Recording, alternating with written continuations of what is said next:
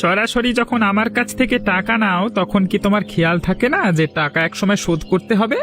শুধু টাকা খুঁজলেই যত রকমের বাহানা শুরু হয় তোমাদের। হ্যাঁ বাবু, আমি একটা ফসলের জমিতে চাষবাস করে বাজারে সবজি বিক্রি করে সংসার চালাই, কিন্তু বর্ষার মৌসুম যাওয়ার পর থেকে ফসলের আবাদ একদমই হচ্ছে না, তাই টাকা পয়সার একটু সংকটে পড়েছি। চুপ করো, তোমাদের মতো মানুষের সব বাহানা আমার জানা আছে। গত 18 বছর ধরে সুদের ব্যবসা করছি, এসব বাহানা শুনতে শুনতে মাথার এই চুলটা না পাকিয়ে ফেলেছি। হ্যাঁ আমাকে আর মাত্র 1 মাস সময় দিন বাবু, আমি আপনার সুদের সব টাকা শোধ করে দেব। এই একই কথা বলে আজকে 4 মাস হয়ে গেল, আর বেশি সময় আমি তোমাকে দিতে পারবো না। তোমার হাতে আর মাত্র 5 দিন সময় আছে, এর মধ্যে যদি আমার টাকা শোধ করতে না পারো তাহলে তার পরিণাম তোমাকে ভোগ করতে হবে। 5 দিনের মধ্যে এতগুলো টাকা আমি কিভাবে জোগাড় করব বাবু? আপনি এই গ্রামের মোড়ল, আপনি তো আমাদের মতো গরিবদের অবস্থা বোঝেন, আমাকে আরো কটা দিন বাড়িয়ে দিন। আমার মধ্যে অত দয়া মায়া নেই। টাকা নিয়ে জগদীশ শেঠ কখনো আপোষ করে না। 5 দিনের মধ্যে আমার টাকা ফেরত দিতে হবে, ব্যাস। এখন এই অলক্ষণে মুখ নিয়ে দাঁড়িয়ে না থেকে দূর হও আমার সামনে থেকে, যাতে সব।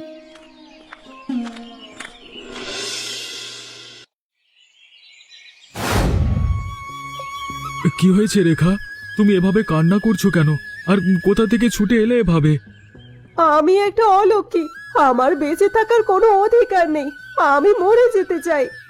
হঠাৎ এসব কি যাতা কথা বলছো তুমি? তোমার কি হয়েছে আমাকে খুলে বলো। কেউ তোমাকে কিছু বলেছে? আমি তো সত্যি কথাই বলেছি, বিয়ের এত বছর পার হয়ে গেল কিন্তু এখনো সন্তানের মুখ দেখলাম না, আমার এই সমাজে বেঁচে থাকার কোনো অধিকার নেই। নিশ্চয়ই তোমাকে আশেপাশের কেউ আবার কিছু বলেছে, তাই না? তুমি আমাকে সত্যি করে বলো কি হয়েছে? হঠাৎ কেন এসব কথা তুমি বলছো? পাশের পাড়ার জয়া বৌদির ছেলে সন্তান হয়েছে, আমরা কয়েকজন মহিলা মিলে তার বাড়িতে গিয়েছিলাম তার ছেলেকে দেখার জন্য, কিন্তু তার শাশুড়ি আমায় বাচ্চা কোলে নিতে দিল না। কিন্তু কেন? তিনি তোমার সঙ্গে এমন আচরণ কেন করলেন? তিনি বললেন আমি অলক্ষী, বিয়ের এত বছর পার হলেও আমি নিঃসন্তান, আমি যদি শিশুটিকে কোলে নিই তাহলে তার জন্য অমঙ্গল হবে। তিনি তোমাকে এমন ভাবে অপমান করলেন? আমি এক্ষুনি গিয়ে তার সাথে কথা বলছি। আমার দোহাই লাগে, তুমি কোথাও যাবে না কারোর সাথে কথা বলতে। তুমি আমার হয়ে কথা বলতে গিয়ে নিজেও অপমানিত হবে, সেটা আমি মেনে নিতে পারবো না। কিন্তু তাই বলে আশেপাশের লোকে তোমাকে এভাবে প্রতিনিয়ত অপমান করবে আর আমি চুপচাপ বসে থাকবো? কিছু করার নেই গো, আমার ভাগ্যে এসবই লেখা আছে, কিন্তু কষ্টের বিষয়গুলো হলো আমার কারণে তোমাকেও এসব সহ্য করতে হয়।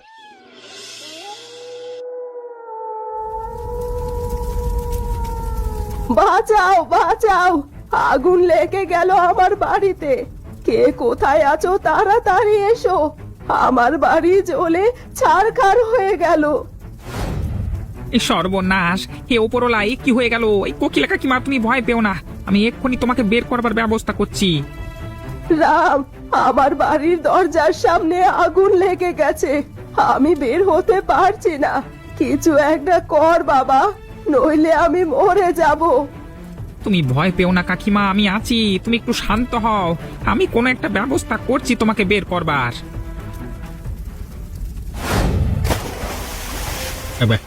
সামনের দিকের আগুন আমরা প্রায় নিভিয়ে ফেলেছি। এই রাম, তুই তাড়াতাড়ি বাড়ির ভেতর গিয়ে কোকিলা দেবীকে বাইরে নিয়ে আয়। এই ঘর পুড়ে ছারখার হয়ে গেল রে, ওরে বাবা, তার যেন কোনো ক্ষতি না হয়। আমার শেষ সম্বল ছিল আমার ওই কুঁড়ে ঘরটা, আজ শেষ সম্বল থেকেও আমি বঞ্চিত হলাম। আমি কি এমন পাপ করেছি যার জন্য উপরালা আমাকে এত বড় শাস্তি দিচ্ছে? কাকিমা, তুমি একটু শান্ত হও, আমি জানি এটা তোমার জন্য খুবই কঠিন একটা সময়, কিন্তু নিজেকে সামলানোর চেষ্টা করো, অন্তত তোমার যে কোনো ক্ষতি হয়নি সেটাই সবচেয়ে বড় বিষয়। রাম ঠিক বলছে, সব কিছুর ঊর্ধ্বে হলো আমাদের জীবন। মালামালের ক্ষতি হলেও তুমি বেঁচে গেছো, ও ওপরওয়ালার কাছে কৃতজ্ঞতা জ্ঞাপন করো। লক্ষণ, লক্ষণ, তাড়াতাড়ি এদিকে আয়, তোর সঙ্গে জরুরি কথা আছে আমার। এখন কথা শোনবার সময় নাই, যদি বাবা জানতে পারে আমি মাঠের কাজ ফেলে তোর সঙ্গে বকবক করছি তাহলে জুতোর বাড়ি মারবে। ওরে তোর বাবা তো সব সময় তোকে জুতোর বাড়ি মারে, আজকে না হয় আমার জন্য দুটো জুতোর বাড়ি বেশি খেয়ে নিবি, শিগগির এদিকে আয়। তোর কারণে বাবা কোনদিন আমাকে ঘর থেকেই না বের করে দেয়। তুই এখানে গরু মোষ নিয়ে সময় কাটাচ্ছিস, কালকে রাতে কত বড় কাণ্ড হয়ে গেছে কিছু জানা আছে তোর? কালকে রাতে আবার কি হয়েছে? কোথাও কি কোনো চোর ধরা পড়েছে নাকি? আমায় ডাকলি না কেন? তাহলে আমিও একটু চোর পিটিয়ে মনের সব রাগ ঝেড়ে ফেলতে পারতাম। ধুর, তুই সারা জীবন শুধু চোর আর ডাকাত ধরা নিয়ে পড়ে রইলি, কোনদিন দেখবি তুই নিজে চুরি করতে গিয়ে ধরা পড়ে লোকের মার খাচ্ছিস। আমায় দেখতে যতটা খারাপ মনে হয় আমি আসলে ততটা খারাপ নই।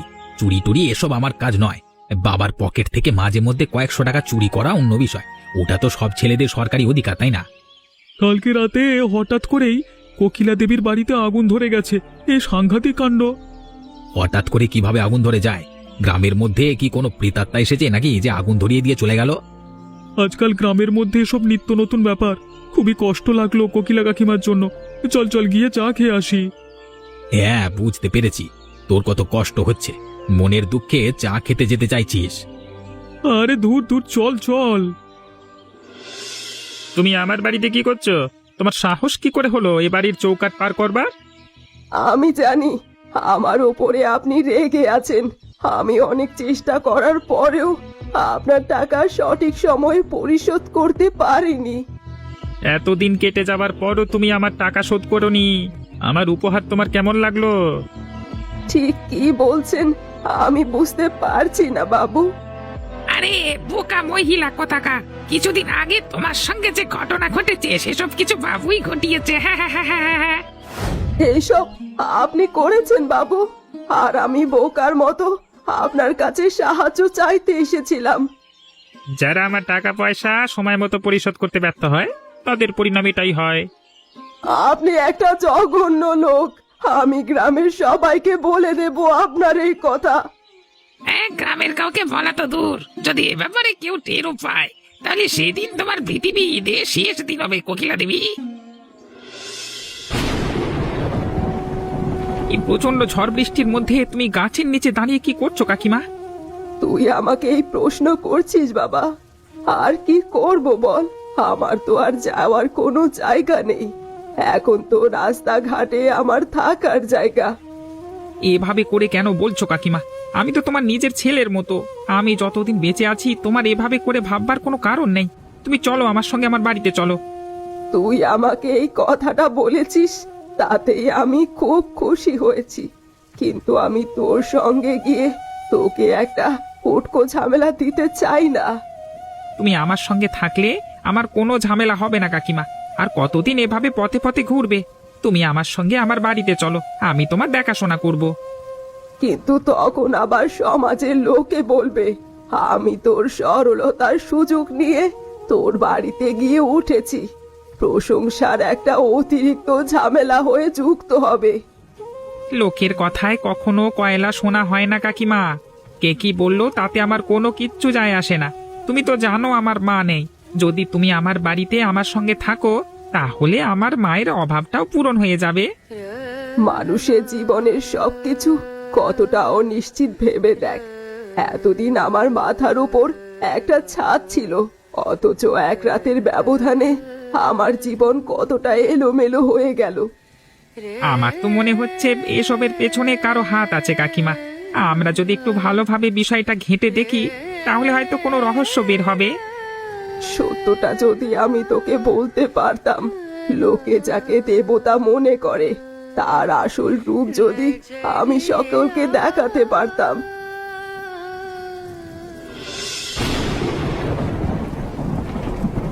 তুমি আসলেই একটা বোকা। অনাথ আশ্রম থেকে শিশু দত্তক নিলে কি আমাদের সব সমস্যার সমাধান হয়ে যাবে? নিজের সন্তান আর দত্তক নেওয়া সন্তানের মধ্যে আকাশ পাতাল পার্থক্য আছে। আমিও জানি, কিন্তু এখন তো আমাদের নিজের সন্তান নেই। তুমি কি চাও সারা জীবন এভাবেই একাকিত্বকে জড়িয়ে ধরে বেঁচে থাকতে? না, আমি সেটা চাই না। আমারও ইচ্ছে হয় কেউ আমাকে মা বলে ডাকুক। আমারও ইচ্ছে হয় আমার ঘরেও শিশুর কোলাহলের শব্দ শোনা যাক। কিন্তু তোমার মনে হয় না যদি কোথাও থেকে দত্তক নিয়ে আনো তাহলে আমাদের সমাজের সবাই আমাদেরকে তুচ্ছ করবে? সমাজের লোকে কি বলল সেগুলো নিয়ে কেন চিন্তা করছো তুমি রেখা? যদি আমরা নিজেদের সুখের কথা ভাবতে চাই তাহলে আমাদের সমাজে চিন্তা করলে চলবে না। কিন্তু যদি অনাথ আশ্রম থেকে কোনো শিশুকে দত্তক নিয়ে আসো, তাহলে কাল যখন লোকে ওকে বলবে ও আমাদের আসল সন্তান নয়, তখন ওর মনে সেটা কিরকম ছাপ ফেলবে তুমি বুঝতে পারছো? এখন থেকে যদি তুমি এত কিছু ভেবে ফেলো তাহলে কিভাবে হবে রেখা? আজকে এত বছর হয়ে গেছে, আমাদের এখন একটা সন্তান নেই। আমি চাই কেউ আমাদের বাবা মা বলে ডাকুক, দিন শেষে আমাদের এই একাকিত্ব দূর হয়ে যাক। সেটা শুধু তোমার নয়, আমারও ইচ্ছে। আচ্ছা বেশ, সারা জীবন তো সমাজের কথা অনেক চিন্তা করলাম, এবার না হয় আমাদের নিজের সুখের কথাই একটু ভাবি। আমি তোমার সিদ্ধান্তের সঙ্গে একমত। আমি জানতাম তুমি না করতে পারবে না। আমি একটা অনাথ আশ্রমে কথা বলে এসেছি। আগামীকাল আমরা গিয়ে একটা ছোট্ট আদুরে মেয়ে দত্তক নিয়ে আসব।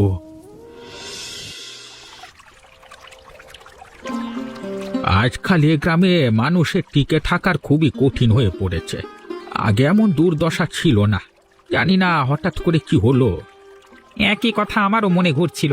আপনি দেখেছেন আজকে কদিন ধরে চুরি ডাকাতি কি পরিমাণ বেড়ে গেছে, আর রাতের অন্ধকারে লোকের বাড়ি ঘর চলে যাওয়া এসব মানে নিত্যদিনের কাজ হয়ে দাঁড়িয়েছে। সত্যি বলতে, তুমি যদি আমাকে জিজ্ঞেস করো তাহলে আমার মনে হয় এসবের পেছনে এই গ্রামের ওই নতুন মোড়লের কোথাও না কোথাও হাত আছে। কারণ যখন থেকে সে ক্ষমতায় এসেছে তখন থেকেই এসব কাণ্ড দেখে আসছি। আপনার কি মনে হয় যদি এসবের সঙ্গে তার হাত থেকেও থাকে তাহলে গ্রামের মানুষ কখনো সাহস করবে তার বিরুদ্ধে প্রতিবাদ করবার? আমি জানি না, কিন্তু প্রতিবাদ তো করা উচিত। যদি কোনো অন্যায়ের হদিশ পেয়ে থাকি তাহলে অবশ্যই আমাদের দায়িত্ব হবে হাতে হাত রেখে একসঙ্গে তার বিরুদ্ধে রুখে দাঁড়ানো। আপনার কি মনে হয় যদি এসবের সঙ্গে তার হাত থেকেও থাকে তাহলে গ্রামের মানুষ কখনো সাহস করবে তার বিরুদ্ধে প্রতিবাদ করবার? আমি জানি না, কিন্তু প্রতিবাদ তো করা উচিত। যদি কোনো অন্যায়ের হদিশ পেয়ে থাকি তাহলে অবশ্যই আমাদের দায়িত্ব হবে হাতে হাত রেখে একসঙ্গে তার বিরুদ্ধে রুখে দাঁড়ানো।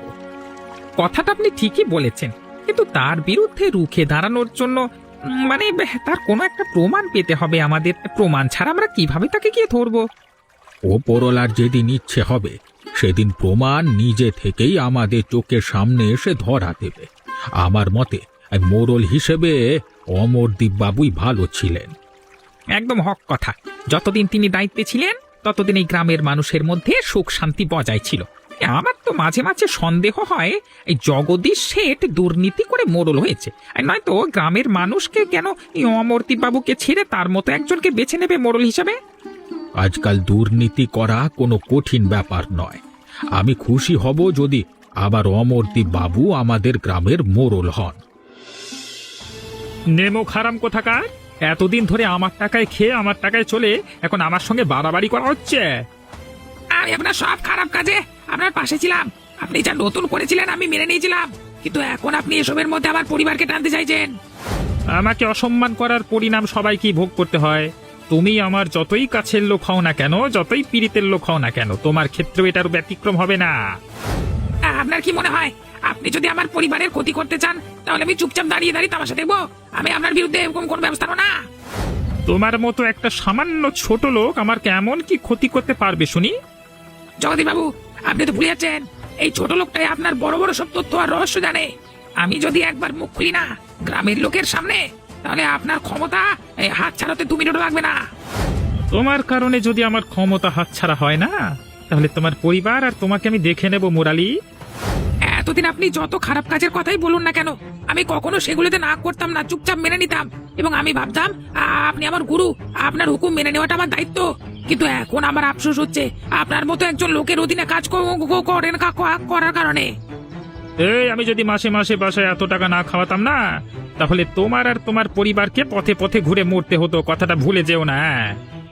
আমি সবকিছুর জন্য কৃতজ্ঞ, কিন্তু আজকের পর থেকে আমি আর আপনার হয়ে কাজ করব না। পীতাম্বর কাকু, রাম, তোমাদের আমি পুরো গ্রামে খুঁজে বেড়াচ্ছি আর তোমরা এখানে বসে আছো। সকাল থেকে আমরা নদীর পাড়ে ছিলাম মাছ ধরবার জন্য, এই মাত্র এসে এখানে বসলাম বিশ্রাম নেওয়ার জন্য। এই নাও মিষ্টিমুখ করো, একটা খুশির সংবাদ আছে তোমাদের জন্য। খুশির সংবাদ? আর তাড়াতাড়ি বল, তাড়াতাড়ি বল। আজকে সকালবেলায় আমি আর আমার স্ত্রী একটি ছোট্ট মেয়েকে দত্তক নিয়েছি। সেই খুশিতে গ্রামের সকলকে মিষ্টি বিতরণ করছিলাম। এটা তো খুবই কঠিন সংবাদ ভানু। এত বছর পর তুমি একটা কাজের মতো কাজ করলে। যা বলেছ, এই অবশেষে তোমার বাবা হওয়ার ইচ্ছে পূরণ হলো। খুব খুশি হলাম তোমার জন্য গো, খুব খুশি হলাম। আমিও খুব খুশি, কিন্তু আমার স্ত্রী রেখা ভয় পাচ্ছে সমাজের কথা চিন্তা করে। এই সমাজের কথা চিন্তা করো না তো। তোমরা দুবেলা না খেয়ে থাকলে কি সমাজ তোমাদের এসে খাওয়াবে? তোমরা যেটায় শান্তি পাও সেটাই করো। তুমি খুব পুণ্যের কাজ করেছো।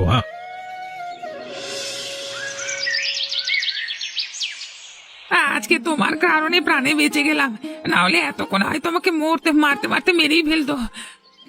যারা তোমাকে মারছিল তাদের তুমি চেনো? তোমাকে এত বাজেভাবে মারধর করছিল কেন তারা?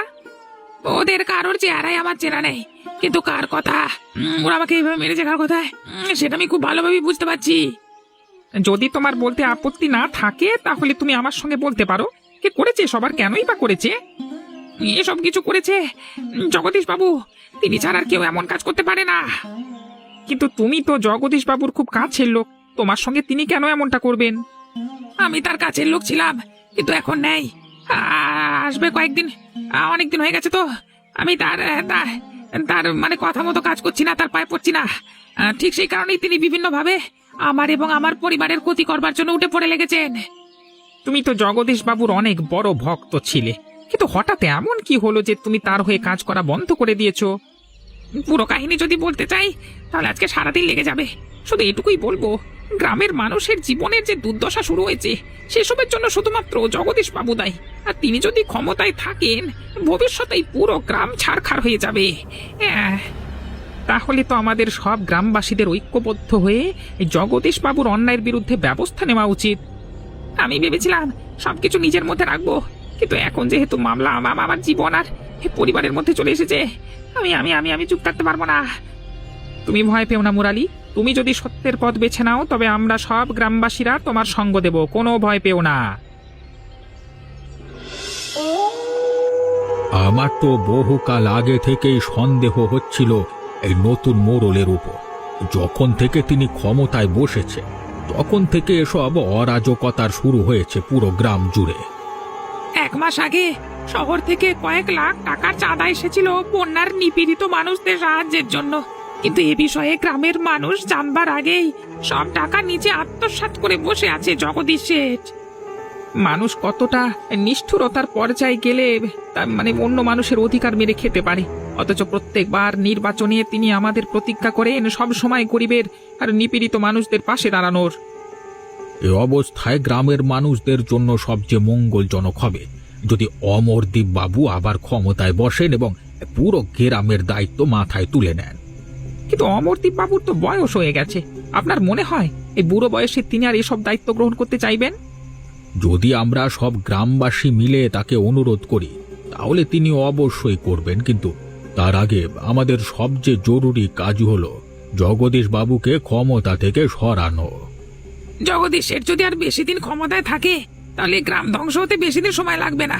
যদি আপনারা সেটা না চান তাহলে তাড়াতাড়ি কোনো একটা ব্যবস্থা গ্রহণ করুন, প্রতিবাদ করুন। তোমার কোনো ভয় নাই মুরালি, আমরা তোমাকে আশ্বাস দিচ্ছি তিনি তোমার এবং তোমার পরিবারের কোনো ক্ষতি করতে পারবেন না। তুমি একা নও, তোমার লড়াইয়ে আমরা সবাই তোমার পাশে আছি। সকাল সকাল এসব কি নাটক শুরু করেছো তোমরা সবাই? এভাবে দলবল মিলে আমার বাড়ির সামনে কেন হাজির হয়েছে? যাও যাও। আজকে আমরা পালানোর জন্য আসিনি এখানে, আজকে আমরা এসেছি ঐক্যবদ্ধ হয়ে তোমাকে এখান থেকে তাড়ানোর জন্য। ছোট লোকের বাচ্চা, তোমার এত বড় সাহস? হ্যাঁ, তুমি আমার মুখের উপর কথা কইছো, একদম মেরে না মাটিতে পুঁতে দেবো। হ্যাঁ, যদি সাহস থাকে তাহলে গায়ে হাত তুলে দেখুন। আপনার 2 হাত কেটে যদি খুঁটি বানিয়ে না রেখেছি না তাহলে আমার লক্ষণ নয়। আপনার সব কুকর্মের কথা আমরা জানতে পেরে গেছি, এবং এত কিছু জানবার পর আমরা কখনোই আপনার মতো একজন লোককে নিজের গ্রামের মোড়ল হিসেবে দেখতে চাই না।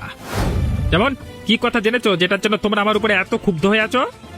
রাতের অন্ধকারে নিরীহ মানুষদের ঘর বাড়ি জ্বালিয়ে দেওয়া, নিজের ভাড়াটি লোক দিয়ে গ্রামের লোকেদের বাড়িতে ডাকাতি করানো, বন্যার সময় শহর থেকে আসা ত্রাণের টাকা হাতিয়ে নেওয়া, এসব কুকুরের কথা আর রহস্য নেই, এ পুরো গ্রামের সবাই জানে। তোমাকে আমি একবার সতর্ক করবার পরেও তুমি আমার বিরুদ্ধে গ্রামের সকলকে বলেছ। আমি তোমাকে প্রাণে মেরে ফেলবো মুরালি। মুরালির গায়ে যদি একটা টোকাও লাগে তাহলে এখানে রক্তের বন্যা বয়ে যাবে জগদীশ বাবু। আমাদের একটাই দাবি, আপনি ক্ষমতা থেকে সরে আসুন। আমরা আমাদের পুরনো মোড়ল অমরদীপ বাবুকে ফেরত চাই। অত্যাচারী ক্ষমতা ছাড়ো, ক্ষমতা ক্ষমতা ছাড়ো, ছাড়তে হবে ওকে, না ছেড়ে যাবে না। অত্যাচারী ক্ষমতা ছাড়ো, ক্ষমতা অত্যাচারী ছাড়ো। ক্ষমতা ছাড়ো, ক্ষমতা ছাড়ো, ক্ষমতা ছাড়ো, ক্ষমতা ছাড়তেই না হবে। ছাড়লে হবে না। ক্ষমতা ছাড়ো, ক্ষমতা ছাড়ো, অত্যাচারী।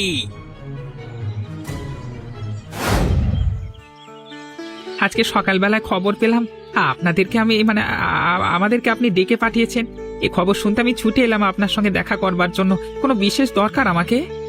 তোমার প্রশংসা আমি সর্বত্র শুনেছি, আর আমি এটাও খুব ভালোভাবে জানি, গ্রাম থেকে অত্যাচারী মোড়লকে তাড়ানোর জন্য তুমি সকলকে সবার আগে অনুপ্রাণিত করেছো। না, আমার পূর্বপুরুষেরা এ গ্রামে মানুষ হয়েছে। আমারও ছোটবেলা থেকে পুরো জীবন কেটেছে এ গ্রামে। আর সেই গ্রামে কোনো অন্যায় হলে সেটার বিরুদ্ধে প্রতিবাদ করে তোলাটা আমার দায়িত্ব। সবাই যদি সব রকমের দুর্নীতি থেকে বেরিয়ে তোমার মতো চিন্তা ভাবনা গড়ে তুলতে পারত, তাহলে পৃথিবীটা কত সুন্দর হতো। ভালো খারাপ তো মিলিয়েই পৃথিবী বাবু। আমার সব সময় ইচ্ছে ছিল আপনি যেন আমাদের গ্রামের মোড়ল হিসেবে সারা জীবন থাকেন। আপনি এই গ্রামের দায়িত্বে আছেন, গ্রামের সব মানুষ স্বস্তির নিঃশ্বাস ফেলছে। আমার বয়স হয়ে যাওয়ার কারণে আমি ক্ষমতা ছেড়ে দিয়েছিলাম, কিন্তু তোমরা আবার আমাকে দায়িত্ব দিয়েছো, যেটা মানুষের জীবনযাপন সহজ ও সুন্দর করা যায় গো, সেই উদাহরণটা তোমরা দিয়েছো। গ্রামের সব মানুষের আপনার উপর আস্থা আছে, আর আপনি সেই আস্থা মান রাখবেন বলে আমাদের বিশ্বাস। তুমি একজন সৎ মানুষ, আর যেভাবে তুমি গ্রামের সকলের মধ্যে সতর্কতার প্রতিবাদ করে তুলেছ, সেটার জন্য তুমি একটি পুরস্কারের দাবিদার।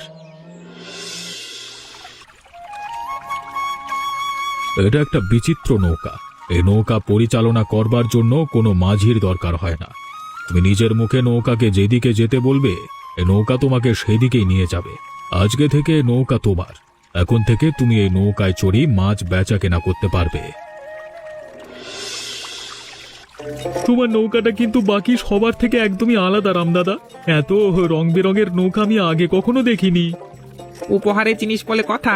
তাছাড়া এ গ্রামে কারো কাছে অন্য কাউকে দেখেছি যে নৌকা চালাতে দরকার হয় না। এই জন্যই তো এটা বিচিত্র নৌকা। এই বিচিত্র নৌকায় চাপবার সৌভাগ্য কি আমাদের কখনো হবে? এটা আবার জিজ্ঞেস করবার কি আছে বলতো? এটা শুধু আমার নৌকা নয়, এটা সবার নৌকা। তোদের যখন ইচ্ছে হয় তখন চলে আসিস, উঠে পড়িস। বলছি রামদাদা, এবার তুমি না হয় বিয়েটা সেরেই নাও। এরপরে তোমার বউকে সঙ্গে নিয়ে তোমার বিচিত্র নৌকায় পুরো নদী ঘুরে বেড়াবে। আগে তো কখনো বিয়ের কথা চিন্তা করতাম না। ভাবতাম সামান্য মাছ বেচার কটা টাকাই বা রোজগার করি, এই অবস্থায় বিয়ে করা যাবে না। কিন্তু এখন অবস্থা কিছুটা পরিবর্তন হয়েছে, আমিও ভাবছি বিয়ে করেই ফেলবো। তাহলে তো আমাদের সকলে রামদাদার জন্য বিচিত্র নৌকার মতো বড় একটা মানে বিচিত্র বউ খুঁজতে হয়। যখন থেকে অমরদীপ বাবু গ্রামের মোড়ল হিসেবে আবার ফেরত এসেছেন, তখন থেকে আবার গ্রামের সকলেরই জীবন পরিবর্তন হয়ে গেছে। আর জগদীশ শেঠকে ক্ষমতা থেকে সরিয়ে এটা প্রমাণ করে দিয়েছি যে অন্যায়কারী যতই শক্তিশালী হোক না কেন, সত্যের কাছে পরাজিত হতে হয়। একদম ঠিক বলেছ। এখন থেকে আমাদের জীবনের লক্ষ্য হবে নিজেদের জীবন সুন্দরভাবে গুছিয়ে নিয়ে সব সময় গ্রামের যে কোনো বিপদে ঐক্যবদ্ধ হয়ে থাকা।